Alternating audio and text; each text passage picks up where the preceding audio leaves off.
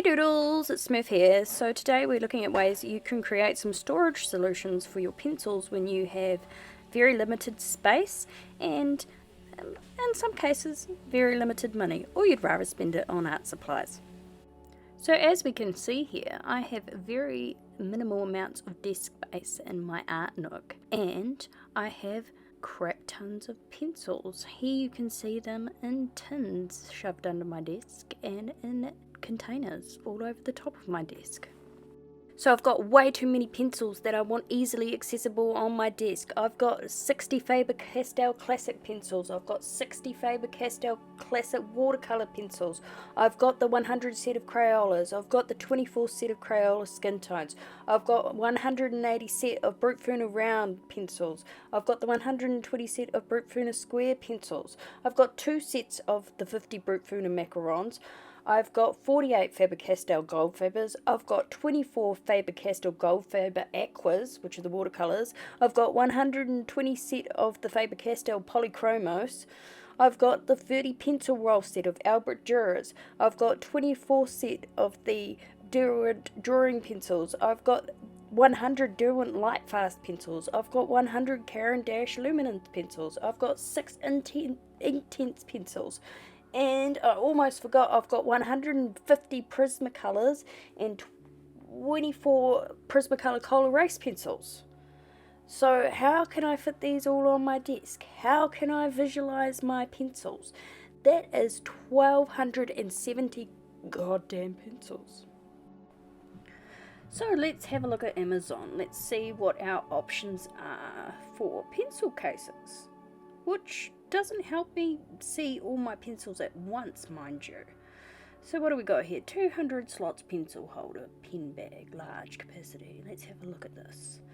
Seems reasonable, $20.22, but $14 delivery. Okay, so if I've got 1,270 pencils, I would need 7 of these pencil cases to hold them all, and so I'll be looking at $240 odd. So then what's our other options? I can get a 300 slot pencil case here. So if I was to get those, I would be spending what, $250 odd on pencil cases? I think not. I think I'd rather spend that money on art supplies. So what can I do? Well, I like to crochet and I've got plenty of wool. So whilst being at home in isolation watching reruns of Grey's Anatomy, I started doing granny squares to start with, and I made full size ones because I was trying to emulate the pencil cases that we were looking at on Amazon before, and that didn't quite work out how I wanted it to. So then I decided to do smaller granny squares and stitch them together and come up with a hanging concept so that I could visualize all my pencils as I keep going on about. And that soon became quite tedious, sewing them together, so I just started doing rows of treble stitch. So as you can see here, and what I came up with was this handy dandy pencil roll, we'll call it. So that's fitting 50 of my Prismacolors on it there, and as you can see they roll up really nice, and you can stand them up vertically if you like. So you've got a few different options of what you can do with them, and then you can see here I was just holding it up to see if it would bear the weight of the pencils, which it did. So my rolls consist of 65 rows of the treble stitch. The reason why I chose 65 rows was so that I would have room at the top to put open stock bought pencils to replace pencils in the actual roll as they're used. So I finally settled on a racking solution, so they'll all hang in the rack there. So as you can see, I attached bamboo in the very top row for it to hang on in the little makeshift rack that I made with, I suppose you'll call it square doweling. So I simply just cut those pieces and screwed them together, and then screwed them into the framing of the open wall that I've got there. So it's worked out really well. I'm quite pleased with what I've come up with. So now the only question left to answer was whether these were functional or not, and I found that they were. I could look at the rack, see which hanging roll had the colours that I wanted in it, and I could take that one hanging roll down and put it on my desk, and I just popped a couple of push pins in the wall, popped the bamboo holder on top of the push pins, and it fit perfectly on my desk. didn't take up too much space. It was easy for me to pick which colour I wanted out of that colour range that was available on the roll, and away I went. And it's just totally solved my problem. So I figured maybe some of you people may have the same kind of problem, so I thought it's nice to share. I'll share how you can make some of these for yourself. So I'll just start by showing you how I assemble the rolls when they're done, just in case you don't need to know how to crochet, because the final part of this video will be showing you how to do that. So all I do is I just put the bamboo through the first opening in the treble stitch row, and then under, and then over the top of the next one, then under, over, da-de-da-de-da, you get the point. Once the bamboo's in, I just slide the pencil roll crochet through to where I want it, which is positioned in the middle. In this part, I'll just show you how I put the pencils in. So I missed the bottom row just for a bit more stability, I guess, with weight.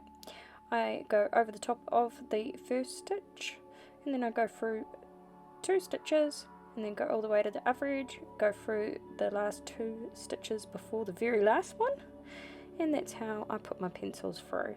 Now I put a pencil in every row, obviously fully optional how you arrange your pencils in it, and that's just as easy as it works. So you can roll them up or hang them or do whatever you like with them. So you only need 3 things to make this pencil roll. You need some acrylic knitting yarn, I'm using 3 ply, you'll need some scissors and a 4mm crochet hook. First step is to make a slip knot, so place the wool over the crochet hook, and then take the tail end, place it over the other side of the wool, and then push it under that side of the wool, and then take the tail end and place it over the opposite side of the wool, and then pass it under and through into the loop, and then pull, and then this creates a knot that slides up and down the thread. So slide it up to your hook until you got a reasonably tightish loop, and then you have your starting loop. So you hold the wool in your non-dominant hand. I wrap it around my index finger and hold it with my 3 other fingers, and then to do the chain stitch you pass the hook over the top of the wool and then under, and then pull it through, and that creates a loop, and then you do the same again, and then you've got your second chain stitch. Do it again, 3rd chain stitch. Do it again, 4th chain stitch. Do it again, 5th chain stitch. Now we're going for 20 stitches. Just as a footnote, I'm not by any means a professional crocheter. I was taught by my mother many moons ago, and I've just since then picked up a crochet book, and it's hard to sometimes follow instructions with these kind of things when it's just with a book with pictures. So I could, for all intents and purposes, be doing this wrong, but it still works. So if you're already experienced crochet, I don't even know how to say that, but if you're experienced at this and I'm doing it slightly wrong, obviously you can do it the correct way, but I'm just showing how I do it. So once you've completed your 20 chain stitches, you're going to work back into the chain stitches. So we need to count 3 chain stitches back, because that is the length of a treble stitch, and then we need to go into the middle of the chain stitch, but we pass the working wool over the hook first and then go through the middle of that chain stitch, and then we have what appears to be 3 stitches on our hook. Then we wrap our hook around the working wool again and pass it through 2 of those stitches, and then we have another 2 stitches left, and then we wrap the working wool and pull it through those 2 stitches, and then we're left with 1 stitch on our hook. For our second stitch of the row, we wrap the yarn around the crochet hook, and then we go into the second chain stitch hole from the left of the work. So we skip 1 chain stitch, and then we go into the second chain stitch, and then we grab the yarn over the hook, pull it through, and we go through 2 stitches, which can sometimes be a bit tricky on the first row, and then we wrap the yarn around the hook again and pull through the last 2 stitches, and then we're left with 1 stitch on the hook. Then we go yarn over again as I am now, and then you skip 1 chain stitch and go into the second chain stitch to the left of the work like so, Then yarn over the hook, pull through 2 stitches, leaving 1 on the hook plus the one you've pulled through, so that's 2 left there, and then yarn over the hook again and then pull through those last 2 stitches. So we're going for 10 stitches in a row, so you just continue on placing your next stitch in the second chain stitch away from the left hand side of the work.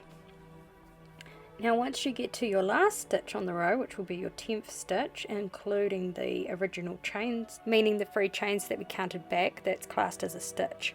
We're going to need to do the chain filler stitch again. So you need to take your work and you need to flip it. Once it's flipped, you just do 3 chain stitches again. This gives us the height of the row, so we can then start our first real treble stitch into it. So when we go into the top of the first row, it looks more like a plait across the top. Now those are your chain stitches, but instead of going through and just passing through and only having 1 stitch on top of your crochet hook, it will look like 2. That's what you want, because then you're actually knitting into the work and it's keeping the rows straight. So when you've done your 3 chain stitch to start this row, you go into every single chain stitch in the row, which will give you your 10 stitches. And then when you get to your 10th stitch, you do as before, you flip your work, you do your 3 chain stitches to start, and then into every single chain on the top of the row. And then you do this for 65 rows if you want your pencil roll or hanging pencil roll to be identical to mine. So I only put 50 pencils on each just because of the weight of them, with the exception that I've got room for extra pencils for replacement pencils, etc. Now when you get to your very last row and your very last stitch, you'll just have 1 loop on the top of your crochet hook like that. Now I pull it out, you don't necessarily have to, you can leave it there while you're doing this. And then you just pull that loop through after you've cut it from the working wool, and then you pull tight and then you are done.